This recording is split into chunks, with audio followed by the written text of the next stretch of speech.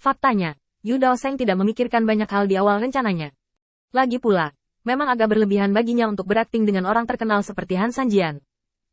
Ketika Qin Yichen membawa mereka ke konferensi seni bela diri hari ini, dia secara khusus menjelaskan bahwa mereka akan melanjutkan sesuai dengan rencana mereka dan tidak perlu mempertimbangkan hal lain sama sekali. Yu Daoseng berpikir pada saat itu bahwa akan baik untuk memiliki tuan kota terapung untuk bekerja sama mendengar bahwa tuan kota angin dan kuil tuan buang memiliki beberapa kontak. Masalah sepele seperti itu seharusnya tidak menjadi masalah. Tapi Yu Daoseng tidak pernah mengharapkannya.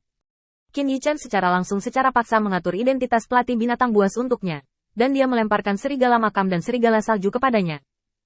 Meskipun dia berhadapan dengan Han Sanjian sekarang, apa yang tertinggal di benak Yu Daoseng adalah adegan di mana Suelang menelan lawannya dalam satu gigitan, dan serangan maju yang tiba-tiba dari Tum Wolf, yang sangat cepat.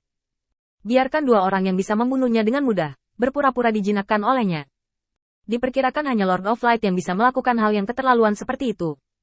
Yang terpenting, tidak ada bayaran. Ayo, kita mulai akting. Pengingat Han Sanjian menyela pemikiran Yu Daoseng, dan dia dengan cepat setuju. Baik. Setelah berbicara, Yu Daoseng mengangkat kepalanya, dan ketakutan dan kepanikan sebelumnya menghilang seketika. Yu Daoseng tahu bahwa di belakangnya ada dukungan Qin Yichen. Dalam pikiran Yu Daoseng, suara yang tak terhitung jumlahnya muncul. Ayo, jangan mempermalukan kuil penguasa cahaya. Setelah misimu selesai, aku akan menukar salinan teknik kultivasi untukmu. Tenang, jangan terlalu menekan dirimu sendiri. Selain Qin Yichen, ada banyak orang percaya di kuil penguasa cahaya yang menyaksikan pertempuran ini. Setelah obrolan menghilang, orang-orang percaya yang bertugas memandu pertempuran keluar. Yu Daoseng perhatikan ekspresinya. Jangan ungkapkan rahasianya. Aku akan menyiapkan apa yang ingin kamu katakan untukmu. Kamu bisa membaca sesuai dengan apa yang aku katakan padamu. Yu Daoseng mengangguk, lalu menatap Han Sanjian. Pria yang kuat, jadi apa? Di depan begitu banyak orang di kuil penguasa cahaya, tidak mungkin bagi Anda untuk mengambil keuntungan penuh. Han Sanjian, demi hubunganmu dengan Tuan Guangzhou, kamu harus mundur dari kompetisi ini. Jika tidak, jangan salahkan aku karena bersikap kasar. Han Sanjian bersiul, wajahnya penuh dengan penghinaan. Jangan kira aku tidak tahu apa kelemahan dari Beastmaster itu. Itu tergantung pada dua anjing di bawah komandomu, bukan lawanku. Sebaiknya tutup mulutmu yang bau, bukan giliranmu untuk memamerkan kekuatanmu di depanku. Mengikuti kata-kata keduanya, pria kuat terus muncul satu persatu. Mereka dipisahkan oleh jarak ribuan meter, menyaksikan pertempuran di sini dari kejauhan, dan hati mereka terangkat ke tenggorokan. Utusan Dewa Gotham Jin akhirnya tiba di sini. Meskipun dia adalah kelompok pembangkit tenaga listrik pertama yang tiba, dan dia juga pembangkit tenaga listrik dalam kompetisi, dia masih merasa bahwa kecepatannya terlalu lambat, dan dia tidak tahu apa yang terjadi di depan. Apakah mereka berdua bergerak? Siapa yang lebih unggul? Begitu dia tiba, utusan Dewa Gotham Jin meminta orang-orang di sekitarnya untuk mendapatkan informasi terbaru dari mereka. Tuanku, kami baru saja tiba. Tetapi melihat situasi ini, kedua belah pihak harus memiliki kepercayaan diri untuk menang. Saya pikir peluang Yu Daoseng untuk menang lebih tinggi. Bagaimanapun, dia datang dengan persiapan. Yu Daoseng harus tahu beberapa metode Han Sanjian, dan Han Sanjian seharusnya tidak tahu apa-apa tentang Yu Daoseng. Tidak, kamu salah. Kamu tidak tahu apa-apa tentang dua serigala di bawah Yu Daoseng.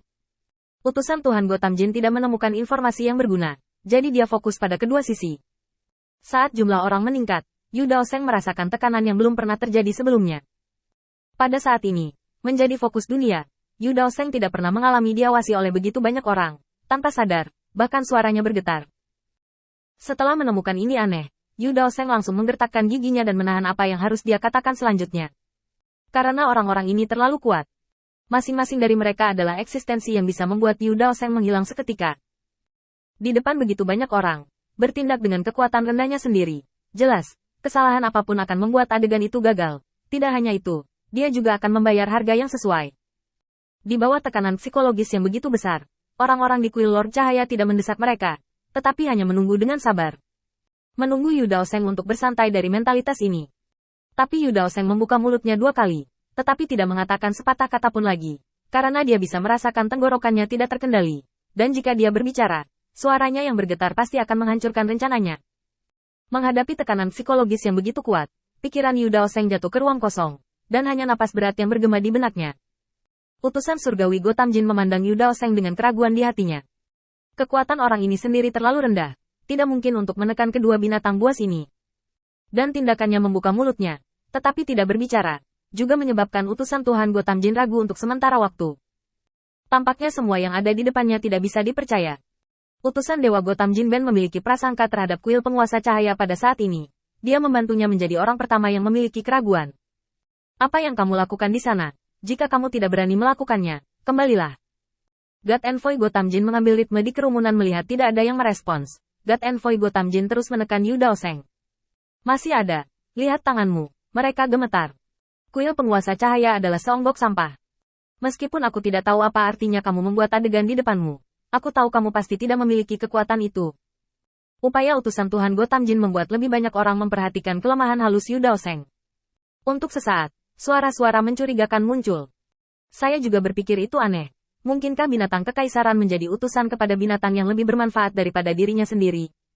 Jika Anda ingin saya mengatakan, sebagian besar berita sebelumnya adalah palsu. Apa yang mengalahkan 3 kota terapung adalah lelucon. Itu pasti palsu. Menghadapi keraguan yang tak terhitung jumlahnya dan momen kritis ketika rencananya akan runtuh, Yu Daoseng tiba-tiba mengangkat kepalanya dan melihat ke langit. Dia benar-benar tidak bisa mengatakan kata itu. Dia benar-benar tidak bisa mengatakan kata itu. Kepalan tangan yang terkepal adalah gambaran sebenarnya dari hatinya saat ini.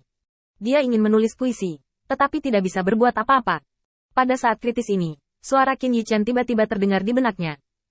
Yu Daoseng, izinkan saya bertanya. Apakah orang-orang ini hadir, seperti Anda, membawa satu kepala di atas 2 bahu? Mereka hanya manusia dengan kekuatan yang sedikit lebih kuat. Tapi kamu berbeda. Aku yakin kamu bisa melakukannya.